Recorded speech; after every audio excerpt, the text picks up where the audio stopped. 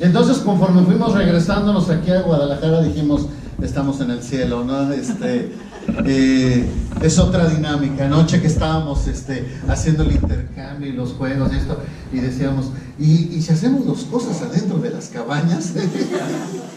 Y después de todo, bueno, salimos todavía a fogata y bueno, ¿qué les puedo platicar? Los jóvenes es otra cosa, traen otro chip, traen otra idea y bueno, uno hace lo que puede para adaptarse a ellos y fue un buen tiempo. Por cierto, ningún accidentado, eso es ganancia, no hay riesgos que contemplar ni cosas así que pudiéramos avisarles, no hay tampoco enfermos, tampoco accidentes, nada. Entonces, si Dios permite, regresarán bien sus hijos el día de hoy y se integrarán con nosotros en la tarde para ya compartir como familias.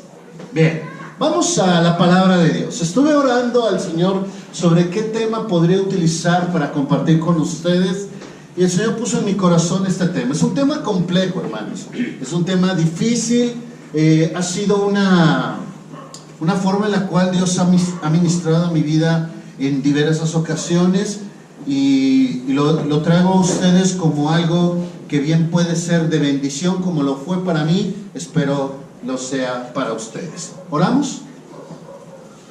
Padre, gracias por este tiempo, te ruego Dios, tu palabra sea clara y específica y pertinente para mis hermanos, que a través de ella puedan gozarse, Señor, y podamos aprender de ti, Señor, de manera directa y personal. En tus manos descansamos el día de hoy, en nombre de Jesús. Amén. Bueno, tengo una pregunta para ustedes. La pregunta es, ¿qué tan fuerte estás espiritualmente para enfrentar la lucha con tu propia carne? Y esta pregunta ya nos mete a un tema delicado, ¿no? Porque algunos ni siquiera estamos conscientes de la lucha con nuestra propia carne, ¿no? Pero los que ya tenemos un poco más de tiempo en el Señor y que ya hemos podido conocer del Señor, hemos podido ver también momentos bonitos, momentos agradables y momentos no tan agradables de nuestra vida espiritual. Y por eso hago esta pregunta, ¿sí? ¿Qué tan fuertes estamos espiritualmente? Si usted le tiene que asignar un número, asígnele un número. Siendo 10 completamente listo y preparado, capacitado y entrenado para una lucha espiritual con su propia carne, y siendo 1, estoy en pañales. Póngase un número usted. No me lo diga. No se trata tampoco de balconear gente. Piense en un número para usted mismo, coloque ese número para usted y al ratito vamos a hablar al respecto de esto. ¿Ya tiene su número? Sí. ¿Ya? Muy bien. Bien, vamos a continuar entonces. No olvide ese número, ¿sale? Uno de mis favoritos actores se llama Sylvester Stallone, lo he platicado, ¿sí? Mis favoritas películas, Rocky 4. ¿Ya la vieron todos? ¿No? Bueno, el que no la ha visto, yo no sé cómo ha podido sobrevivir. Rocky 4 está entre las películas mejor vistas, entre las películas básicas que tienen que ver. Los niños una vez que cumplan 13 años pueden ver Rocky 4, antes de 13 años porque está muy violenta. Bueno, la película trata de lo siguiente, tal vez todos conocen, si no han visto Rocky por lo menos conocen la historia. Es un luchador, un boxeador de barrio. Es un hombre que no tiene estudios ni entrenamiento formal y que eventualmente por diferentes circunstancias llega a la posibilidad de pelear por el campeonato, ¿no? Así vemos Rocky 1 que pierde, en Rocky 2 gana, en Rocky 3 cuando es el campeón lo retan, pierde y después al final de la película vuelve a ganar. Y así llega Rocky 4 cuando se enfrenta a un luchador ruso que se llama Iván Drago, que por cierto es muy amigo de Sylvester Stallone, pero bueno, ahí en la película son los malotes, ¿no?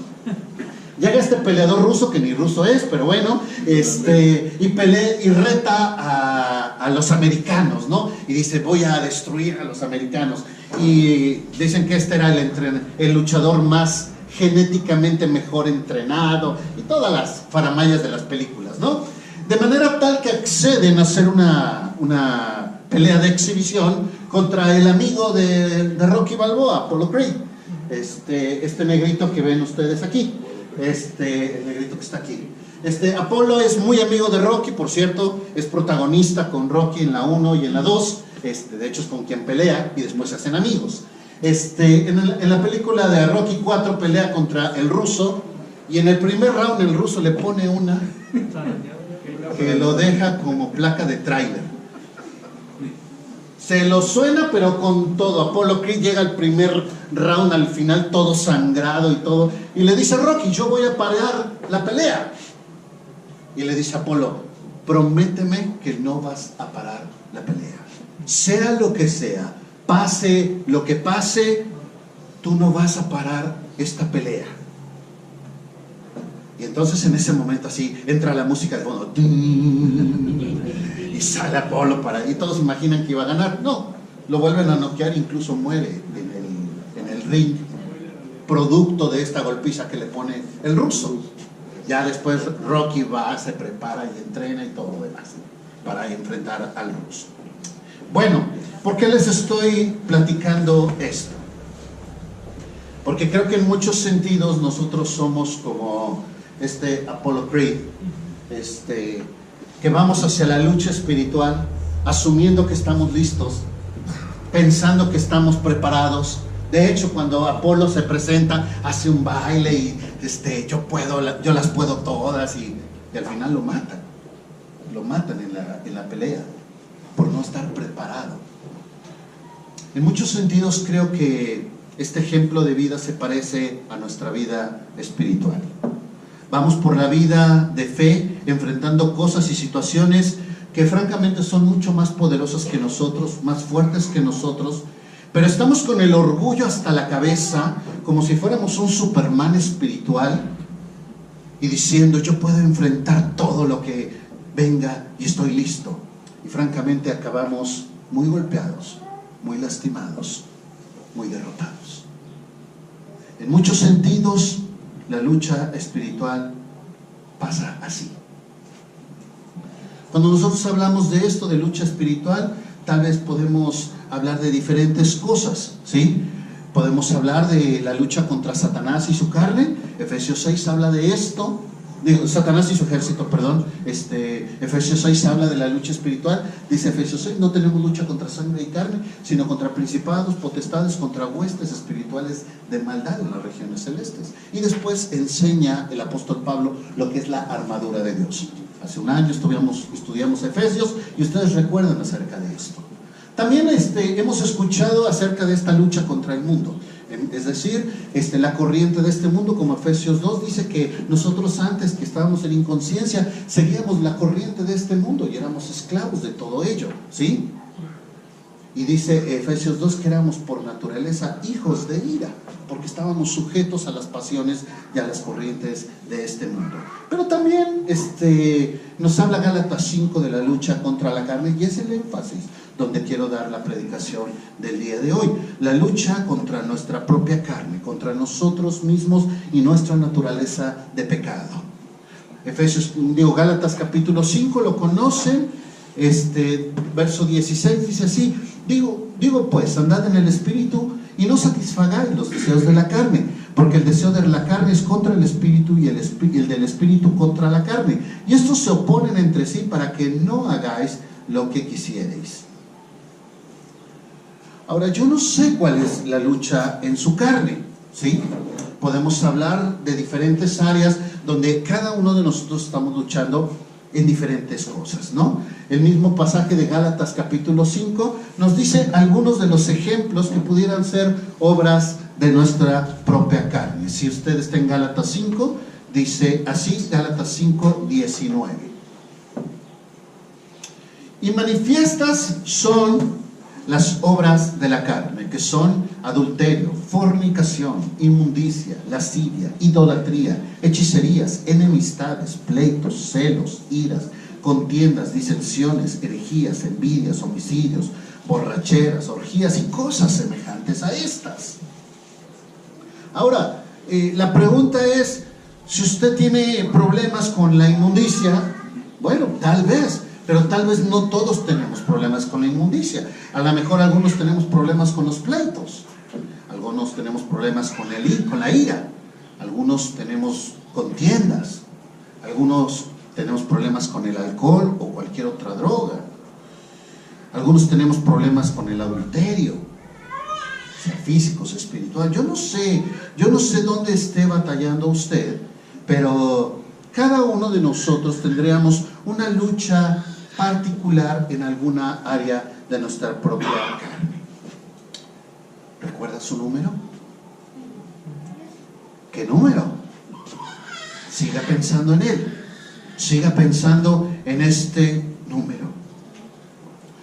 ¿Qué hacemos normalmente y a qué cosas nosotros nos referimos? Déjenme empezar por la parte humana. Esfuerzos humanos que hacemos nosotros para controlar nuestra propia carne y como elementos de referencia que a veces los enseñamos como la solución, sin que esto sea como tal una solución en sí misma. Hablamos de esfuerzos humanos. Por ejemplo, decimos, identifica tu lucha, es decir, ten claro qué es aquello en lo cual tú estás teniendo batallas o incluso derrotas constantemente. Haz un ejercicio intelectual de saber aquellas cosas que te están generando un problema. Y tú podrías decir, bueno, haciendo este ejercicio yo puedo identificar qué cosas me generan problema. Bueno, esto es un ejercicio meramente cognitivo humano.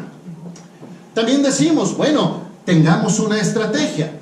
Si el problema es pornografía, pues creo que no es muy sano tener internet y televisión por cable en lugares donde tú puedes estar a solas, porque sabes lo que va a pasar. Si tu problema es la administración económica, creo que no es muy sano el manejo de tus créditos o que tengas 3 o 4 tarjetas de crédito. Sería muy obvio, ¿no? Si tu problema tiene que ver con el chisme, podríamos cuestionar quiénes son las personas con las cuales tú te juntas, te reúnes, y cuáles son este tipo de pláticas que tienes con este tipo de personas, ¿no? Como este borrachito que estaba batallando con el alcohol, y entonces decía que cuando pasaba cerca de la cantina y la veía, decía, si yo volteo a ver a la puerta de la cantina, me meto. Entonces todos los días iba pasando y así para no ver, ¿no?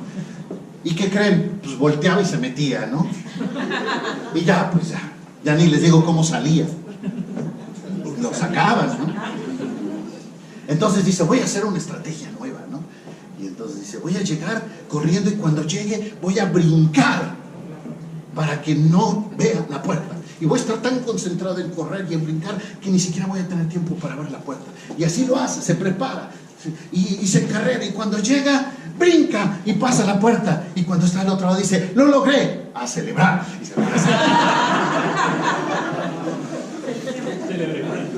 vamos a celebrar, ¿no? Todos podemos hablar de estrategias, ¿no? Algunas no funcionan tan bien, pero como la del borrachito, pero todos tenemos una estrategia, ¿no? Algunos de nosotros nos han funcionado tener estrategias. Las estrategias, no estoy diciendo que sean del todo malas, pueden ayudar, pueden darnos una idea, pueden cuidarnos en ciertos momentos, pero es un esfuerzo meramente humano, ¿sí? Buscamos cosas elementos de prevención, ¿sí? ¿Cómo puedo evitar caer en esto? ¿Sí? Si ya sé qué estrategias me pueden evitar tentación, entonces en la prevención es qué cosas yo podría hacer para evitar caer en estas áreas de pecado. Aquí ya en la prevención estamos hablando de elementos concretos, actividades, cosas concretas que yo voy a hacer en pro o a favor de evitar caer en tentación, ¿sí?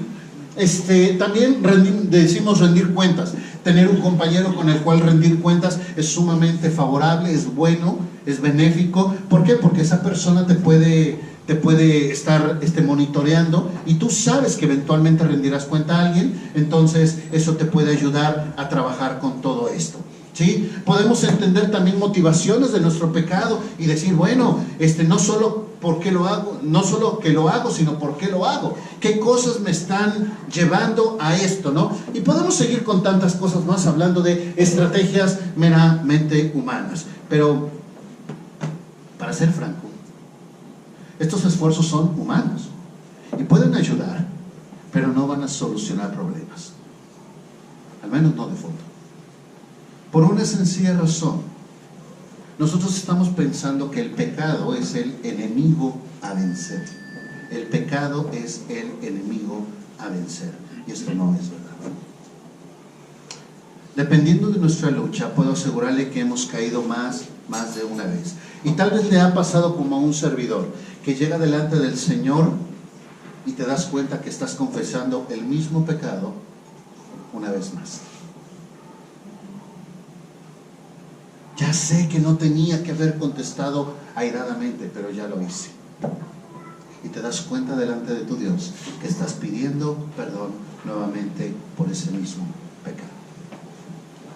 Supongamos que yo tengo el problema de los celos. Esto puede ser que yo no estoy satisfecho con lo que Dios me da. Puede ser que me la paso envidiando lo que otros tienen. Y pienso que el problema más grande que tengo es dejar de ser celoso. Y entiendo que no es correcto ese sentimiento, pero lo tengo.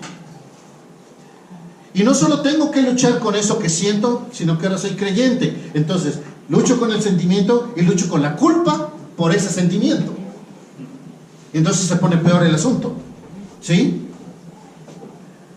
Y en muchos casos a veces pensamos que así es la vida espiritual: vivir frustrado el resto de nuestras vidas.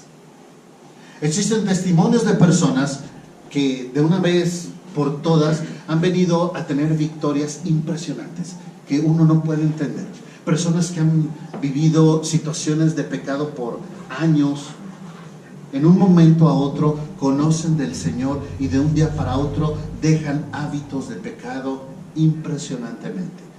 Y tal vez usted tenga el testimonio de personas que han vivido este tipo de victorias y honestamente uno les envidia, ¿no? Personas que fueron alcohólicas por 10, 20, 30 años y llegan al conocimiento del Señor y después de ese tiempo con el Señor dice: esa fue la última copa que me tomé y a partir de ahí nunca más vuelven a tomar. Y tal vez conozcas personas así. Y qué hermoso, ¿sí? Qué hermoso cuando sucede este tipo de milagros de Dios. Pero también tengo que reconocer que esto no sucede en todos los entornos, ni en todas las personas, ni en todos los pecados. ¿Está de acuerdo conmigo? Siempre hay algo con lo cual nosotros estamos batallando y trabajando. Y si usted está de acuerdo conmigo, entenderá que la vida espiritual es una constante batalla. Y algunos dirán: es que yo no estoy batallando. Pues mi opinión personal es que si usted no está batallando, usted está perdiendo o ya perdió. La vida espiritual es una constante y permanente batalla. Mire, vean conmigo Romanos capítulo 7, un texto que sin duda usted ha escuchado o ha visto en otras ocasiones.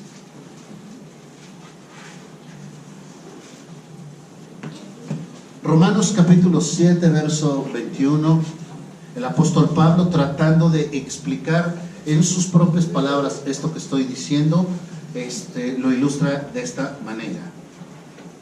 Lo conocen el texto sin duda. Romanos capítulo 7, verso 21, dice así: así que queriendo yo hacer el bien, hallo esta ley, que el mal está en mí, porque según el hombre interior me deleito en la ley de Dios, pero veo otra ley en mis miembros que se revela contra la ley de mi mente y que me lleva cautivo a la ley del pecado que está en mis miembros.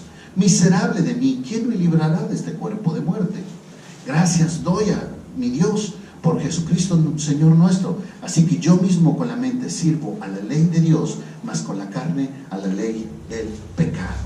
Algunas cosas que dice este texto: dice, antes hacía lo que quería y era ignorancia y no pasaba nada, ¿no? Ahora ya lo sé y ahora tengo culpa, ¿no? Porque antes no me importaba, es más, estaba orgulloso de mi pecado. Ahora no, ¿sí? Antes nos generaba hasta orgullo. No sé usted, pero en el entorno donde yo crecí con personas meramente alcohólicas, era orgullo saber quién podía tomar más sin emborracharse. ¿Cuánto alcohol puedes tomar sin que te pierdas? Y era algo que presumíamos, pero era ignorancia. Dice el texto entonces que ahora tenemos esta culpa, que queremos hacer lo correcto, pero no lo hacemos, ¿no? Quiero obedecer a Dios, ¿sí? Y dice el verso 24, miserable de mí. Podemos interpretar como que presenta un panorama francamente gris. Y si usted me permite, especulando un poco, podríamos decir: ay, Señor, cómo eres malo, qué ganas con fastidiarme la vida. ¿Por qué disfrutas hacerme sufrir?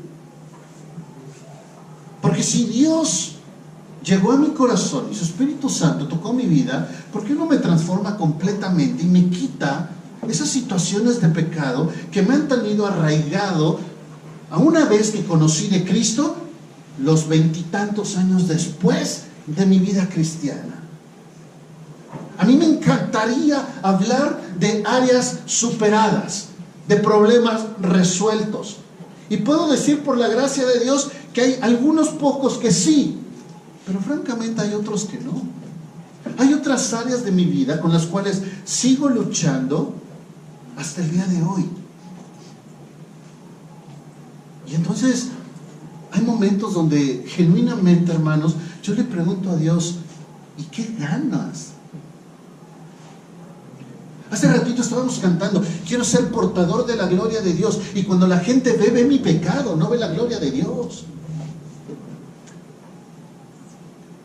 Y entonces la cosa como que se pone diferente. Dice el verso 25: gracias a Dios por Jesucristo.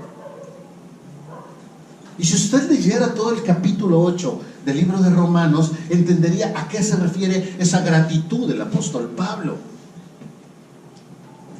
Porque dice el capítulo 8, verso 1: ninguna condenación hay para los que andan en Cristo Jesús, pues no andan conforme a la carne, sino conforme al Espíritu. Y este pasaje ilustra que existen estas dos naturalezas, y todo el capítulo 8 nos explica la bendición de vivir en el Espíritu. Pero francamente no me dice cómo. Me dice que es una bendición vivir en el Espíritu. Se lo creo, pues. Le creo a Dios, le creo a Pablo. Es una bendición vivir en el Espíritu, pero no me dice cómo. Nada más me dice: qué bueno que vives en el Espíritu. ¿Y cómo? Y te quedas ahí. Y entonces uno establece estrategias y trabaja con las estrategias en muchas formas. Pero hay otro pasaje que sí nos dice cómo. Y ahí es donde quiero que aterricemos. Vaya conmigo a 2 Corintios 12. Segunda carta a los Corintios, capítulo 12.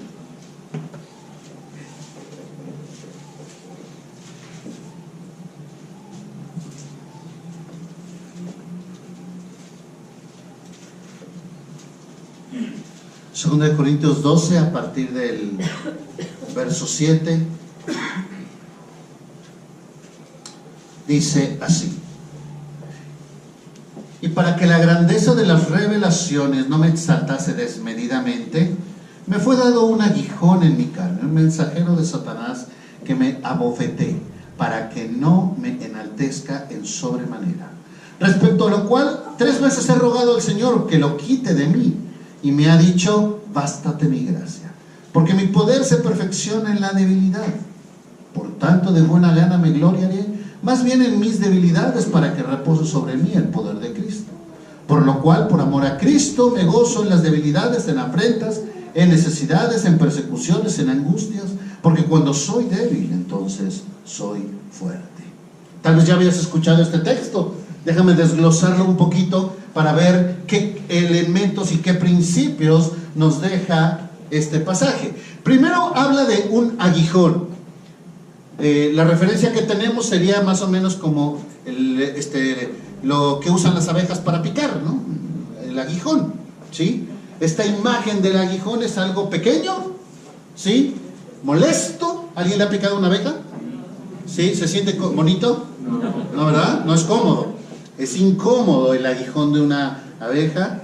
Y dice el apóstol Pablo que este es un aguijón en su carne. ¿Qué significa eso?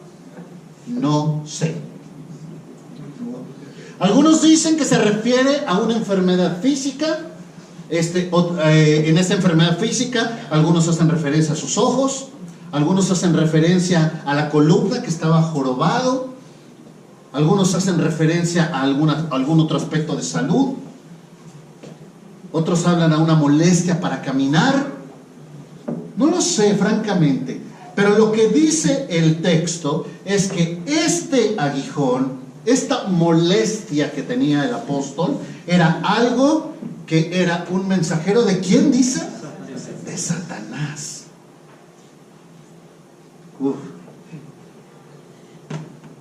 Y dice también ahí que ese mensajero de Satanás tiene un propósito. ¿Y cuál es?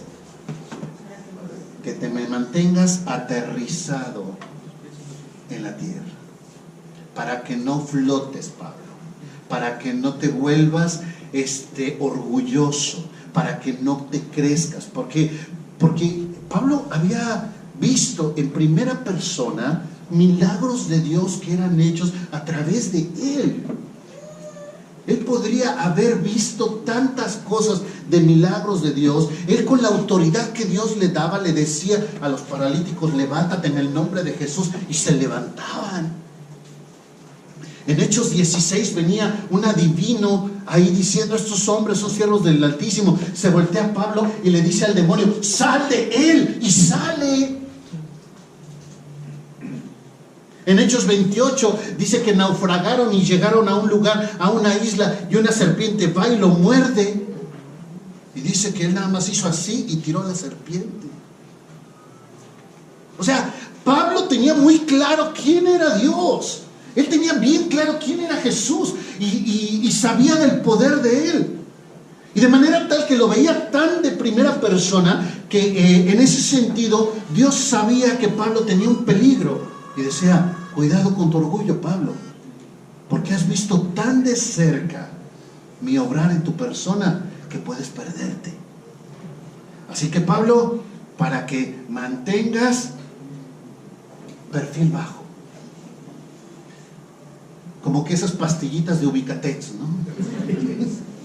Para que te mantengas adecuadamente. Y creo que nadie como él en ese sentido. Escritor, predicador, y un misionero, una persona que levantó 13, 14 iglesias, no sé cuántas cartas del Nuevo Testamento son escritas por él. Vamos. Pero dice el texto: para que no te exaltes, Pablo. Mira, Pablo, necesitas mantener un contacto con la realidad de tu humanidad. Y para hacer eso, necesitas recordar que nada eres sin mí. Y cada vez que veas esta molestia en tu cuerpo, te vas a acordar de cuán humano eres. Después Pablo le dice a Dios: he orado a Dios para que me lo quite. Y Dios le dijo: nanay, mejor suerte para la próxima. Oye, pero este hombre había orado por otras personas y había sanado a otras personas. Es más, había levantado a una persona que había fallecido. Resucitó a una persona y no pudo curarse. Pues no lo iba a hacer. Y honestamente, en ese sentido, le pregunto a usted y a mí: ¿no le ha pedido a Dios algo así? ¿No le ha pedido a Dios que le quite ese carácter tan horrible que tiene? ¿No le ha pedido a Dios que le quite esa culpa que tiene? ¿No le ha pedido a Dios alguna vez que saque de usted esa imagen que se ve usted menos o indigno? ¿Alguna vez no le ha quitado al Señor esa facultad? que en ocasiones vamos delante de Él y le decimos, Señor, por favor, haz algo. Y como que el Señor nos dice, como le dijo a Pablo, no quiero. Necesitas tener eso. Hace algunas semanas predicábamos acerca de, con el grupo de jóvenes, acerca de la homosexualidad, sin tratar de ser un tema superfluo. Es un tema profundo que creo que como iglesia tenemos que estudiar y abordar. La Biblia enseña claramente al respecto de esto, y hay mucha información científica, teorías científicas que tratan de presentar que es algo que viene desde el nacimiento. Por supuesto no es nuestra postura, podemos hablar de esto en otro momento, pero mi punto al respecto de esto es que cuando estaba leyendo acerca de esto, me encontré el material de un pastor que vivió como homosexual y fue regenerado por la obra de Jesucristo, y estaba al frente de una iglesia. Yo estaba impresionado cuando estaba leyendo su libro. Y una pregunta que yo me hice desde que abrí la primera página, dije, ¿se le quitó, no? Y entonces todo el libro yo estaba leyendo y hablaba de las cosas y tal. ¿Se le quitó, no? O sea, y entonces al final él deja una sección de preguntas, y en la sección de preguntas dice, ¿todavía tengo atracción por personas de mi mismo sexo? Y él dice categóricamente, les digo, sí. Pero por la gracia de Dios, el Señor me da victoria día a día. Todos los días tengo que batallar con eso. Y cuando escuché a este hombre que abrió su corazón y que lo puso en un libro y que se atrevió a ponerlo en un libro, yo lo vi y dije, wow, qué valor. Pero entonces en ese momento volteé a ver a David mismo y me pregunté, ¿acaso tú no sigues sufriendo con las mismas tentaciones de hace 25 años? Y le pregunto a usted, yo no sé qué tiempo tiene de creyente. ¿Todas las tentaciones se han ido? ¿Absolutamente todas? ¿O todavía está batallando con aquellas? Bueno, si ese es el caso, entonces es altamente probable que usted tenga ese aguijón en su carne. Esa experiencia, esa lucha, esa enfermedad, ese dolor, esa situación que lo va a tener constantemente vulnerable. Y después dice el texto, bástate mi gracia, Pablo, bástate mi gracia. ¿Qué es la gracia, hermanos? ¿Qué es la gracia? ¿Un regalo? ¿Un regalo? Entonces Dios le dice a Pablo, bástate con el regalito que te di, tu aguijón. Ah, qué bonito regalo de Dios, ¿eh? Entonces imagínese nada más, recibió un favor inmerecido de Dios, y su regalo de Dios fue, lo dejo con su propio pecado para que luche permanentemente con él. Pero sigue diciendo el texto, mi poder se perfecciona en tu debilidad. ¡Wow! Mi poder se perfecciona en tu debilidad. Oye, pero ¿cómo es perfeccionado el poder de Dios si ya dijo que no va a quitar el aguijón? Es más, dice, en tu debilidad, así vulnerable, así es donde yo me voy a glorificar. Y podemos ver algunas respuestas por lo que entiendo de este texto. Y entonces, aplicando para nosotros, podemos decir lo siguiente. Hay cosas que Dios nunca va a quitar de nuestras luchas hasta que el Señor venga o nos llame a su presencia por propósitos espirituales específicos. ¿Cuál? Que Dios sea glorificado. ¿Cómo es que entendemos esto? Déjenme ilustrarlo un poquito. ¿Cómo es que entendemos esto? ¿Sí? ¿Por qué actuamos de esta? ¿Por qué Dios deja de esta forma a nosotros? Él nos conoce y Él sabe cómo somos, ¿sí? En cierta manera sabe que somos de memoria selectiva. ¿Qué significa que somos de memoria selectiva? Recordamos lo que nos conviene recordar, ¿sí? Si son dos niños que se están peleando, yo no recuerdo que le pegué, recuerdo que me pegó. ¿Sí o no? Es que él empezó primero. ¿Sí? Si estás discutiendo con tu pareja y estuvieron hablando por 2 horas, ¿recuerdas cuando ella dijo esta frase? Y esa frase borró todo el resto de la discusión. Ya no piensas en el resto de la discusión, piensas en todo eso. Y después tú platicas con otra persona sobre la discusión. Discutí con mi pareja, sí, ¿y cuánto? 3 horas. Ah, qué bueno. Y en 2 minutos le dices el resumen. ¿Cómo pasaste 3 horas en un resumen de 2 minutos? Y en esos 2 minutos te puedo asegurar que está la memoria selectiva de aquello que te dijo, que te ofendió.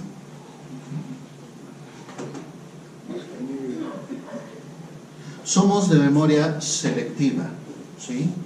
La memoria selectiva también la vemos en otras cosas. Por ejemplo, recordamos aquellas cosas cuando ya no están presentes. Ejemplo, extrañamos al familiar cuando ya no está. Extrañamos la escuela cuando ya salimos, ¿sí? Extrañamos al hermano, al amigo cuando ya no está. Y anhelamos esos tiempos, pero ya no están, ya pasaron, ¿sí? Así cada uno de nosotros vemos este tipo de cosas. Y Dios sabe esto de nosotros, ¿sí? Dios sabe esto de nosotros. ¿Qué otra cosa? También Dios sabe que somos bien ingratos y egoístas, ¿sí?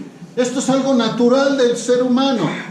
No espiritual, pero tristemente sí natural, ¿sí? Dicen por ahí que los niños nacen así, con las manitas así, ¿verdad? Y asumimos que con el tiempo crecen y las abren, ¿verdad? Pero algunos nacimos así, crecimos así y estamos ya viejos y seguimos así, porque no somos capaces de abrir las manos. Somos egoístas y Dios lo sabe, y Dios lo sabe. Muchos de nosotros ahí estaríamos batallando hasta hablar de por qué abandonamos a cierto grupo de personas y todo esto. Somos egoístas. Y también otra área, somos vulnerables. Vulnerables. ¿Qué significa esto? Que Dios sabe que no vamos a poder sin Él. Cuando mi nieto empezó a caminar, siempre pues lo llevas de la mano, y cuando no se puede sostener, pues de ahí no se suelta, ¿no? Pero cuando empieza a caminar, se sabe que ya puede ir a donde quiera, ¿no? Y los que han visto a niños aprender a caminar saben de lo que estoy hablando. Y después ya ni quieren que los toques. No hablan, pero ya hacen berrinches. ¿Sí o no, Chuy? Entonces, los niños pequeños piensan que ya están listos. Y uno los ve y dice, ah, chamaco. Y sales a la calle y aquí, no, aquí, porque tú sabes el peligro. Tú sabes a lo que se puede exponer si lo sueltas, ¿verdad? Pero el niño va haciendo su berrinche mientras lo vas agarrando. Y me pregunto si no somos así con Dios, que de repente le decimos, yo puedo, Dios, yo puedo. Aguanta. Ya. Échenmelo. Yo puedo contra mí. Échale. Yo creo que Dios nos ve estas cosas, y puedo pensar en muchas cosas más. Estoy solamente dando algunos ejemplos de por qué Dios tal vez no nos quita las luchas. Por el hecho que Dios sabe que si lo hace, es altamente probable que yo me olvidaría de Él y de su sacrificio por mí.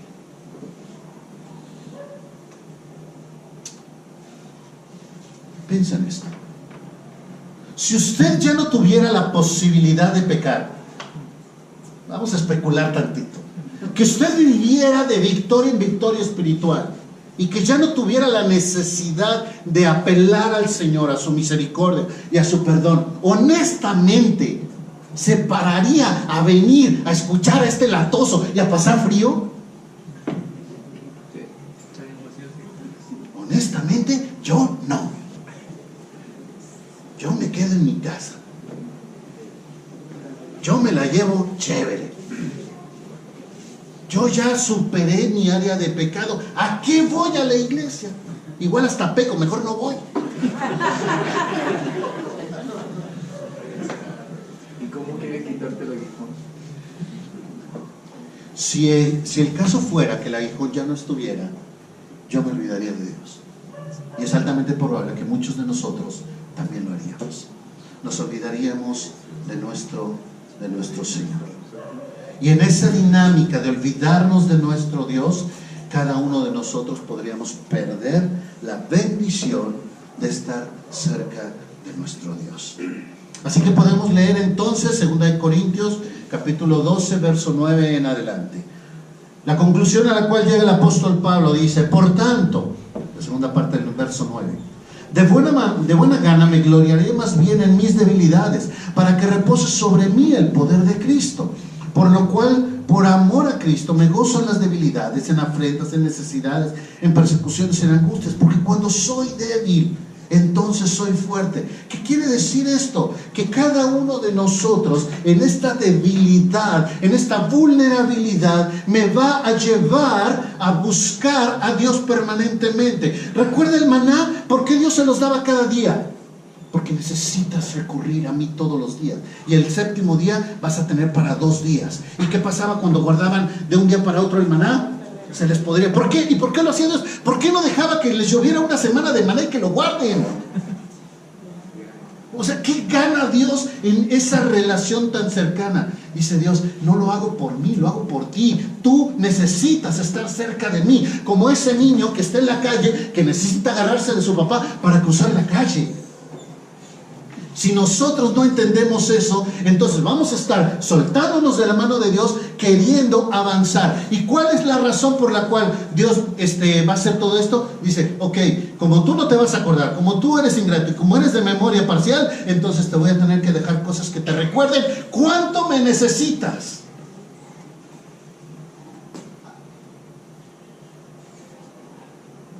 Mire, vea conmigo este último texto, 1 Corintios 10:13, tal vez se lo sabe de memoria. Dice: no nos ha sobrevenido ninguna tentación que no sea humana. Dice: pero fiel es Dios, que no me dejará ser tentado más de lo que pueda resistir, sino que dará juntamente con la tentación la salida para que podáis soportar. Dice este texto que todo esto, toda esta dinámica de nuestra lucha espiritual descansa en un solo hecho: la fidelidad de Dios, no la mía. No la mía, la de Dios. Dice: fiel es Dios. Y después dice que Él está supervisando cada una de mis luchas. Que cada prueba en nuestra vida, cualquiera de nuestros enemigos, Satanás, el mundo o la carne, Él está supervisando directamente cada caso y aprueba cada contexto para nuestra realidad espiritual, en el entendido que Dios nos conoce perfectamente hasta dónde somos capaces de avanzar o no. Y después de eso dice: y si hay alguna situación que te va a generar derrota, yo de antemano la voy a quitar de tu propia vida para que tú no falles. ¿No le parece esto increíble de Dios?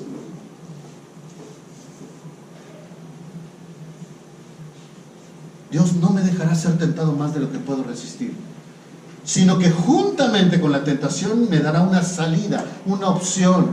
Él sí tiene el asunto bajo su control y Él sí está atento de lo que está sucediendo, y solamente deja en mi propia vida aquellas cosas en las cuales sabe que yo puedo con eso.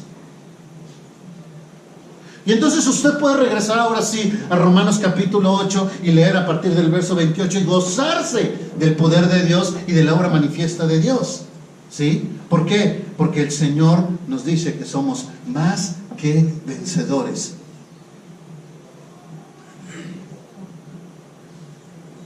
Así dice Romanos capítulo 8, que somos más que vencedores. Déjeme decirlo de esta manera.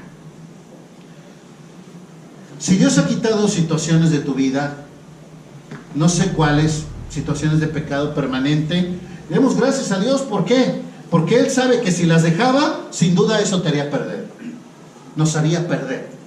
Pero hay algunas que quitó, gloria a Dios por ello, pero hubo otras cosas que no, y ahí están algunas de ellas, ¿no? Y entonces, déjeme decirlo de esta manera. Vamos a ser agradecidos con nuestro Padre porque tenemos problemas. Padre, gracias por la lujuria. Señor, gracias por la fornicación. Gracias, Señor, por el adulterio y porque a veces robo. Señor, gracias porque soy un mentiroso. Gracias, Señor, porque tengo problemas para refrenar mi lengua. Gracias, Señor, porque soy bien egoísta, porque no honro a mis padres. Gracias, porque soy un idólatra, porque tengo enemistades, porque no controlo mi ira, porque constantemente me peleo con la gente. Gracias, Dios, porque lucho con las adicciones. Gracias, Dios, porque somos necios y porque no queremos escuchar consejo. Y lo peor, Señor, es que muchas de estas cosas me atraen tremendamente, me seducen, las quiero practicar, pero hoy te quiero dar gracias por ellas. Y te damos gracias no solo por todo esto, no por lo que producen en nosotros, no por el daño que nos hacen, no por las veces que hemos caído, no por lo atado que estamos a ellas. Te damos gracias por ellas, porque nos hacen recordar que somos completamente dependientes a ti. Y cuando yo me sé dependiente, entonces puedo descansar en mi Dios. No tengo que fingir que puedo resolver las cosas espirituales. No tengo que ir delante de ustedes diciéndoles que ya resolví mi vida espiritual. No, hermano, no es así. No la he resuelto. Puedo ser humano delante de ustedes y decirles, estoy batallando con cosas. Y esas cosas que Dios dejó en mi propia vida son instrumentos que Dios utiliza para recordarme cuán vulnerable y dependiente soy de Él. Y así todas las mañanas que tengo una situación de área de pecado, puedo ver a mi Dios y decirle, gracias, Dios, por este aguijón. Y puedo permanecer dependiente a ti, porque en el momento en que me suelto, las cosas se van a poner terribles.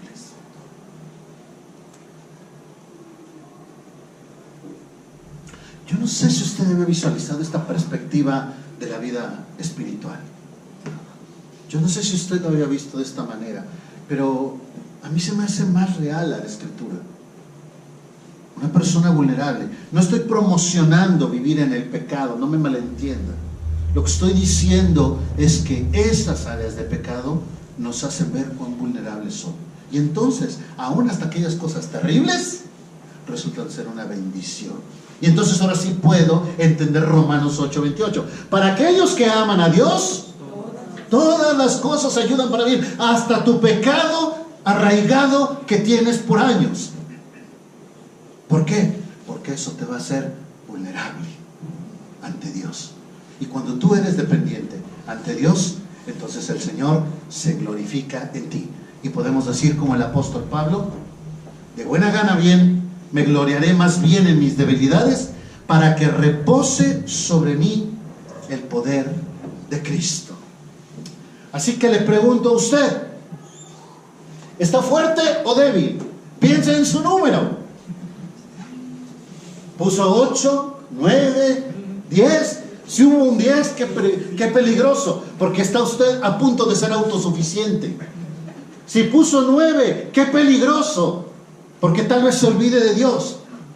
Pero si usted puso 4, 3, 2, qué bueno, gloria a Dios por usted, porque significa que es completamente vulnerable y entonces puede recurrir en esa incapacidad a nuestro Dios, y el Señor le va a tomar y le va a decir, me voy a glorificar en ti. Me voy a glorificar en ti, en tu debilidad, en tu incapacidad, me voy a glorificar.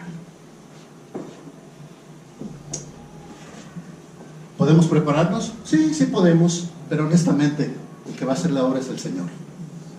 Así que recuerde que dependemos cada uno de nosotros de nuestro Dios. Vamos. Padre, yo no sé, Señor, si este tema es claro para mis hermanos o no. Ha sido tan impactante en mi vida que yo quisiera platicar mucho más de él, pero he tenido que ser selectivo por propósitos del mensaje. Te ruego, Señor, que tu Espíritu Santo enseñe a cada uno de mis hermanos lo que yo no soy capaz de enseñar a través de mis palabras, y que cada uno de ellos pueda ver claramente tu instrucción acerca de este tema tan complejo. Te ruego, Señor, que tú ministres a cada uno de ellos y les permitas ver su vulnerabilidad para que puedan recurrir a ti.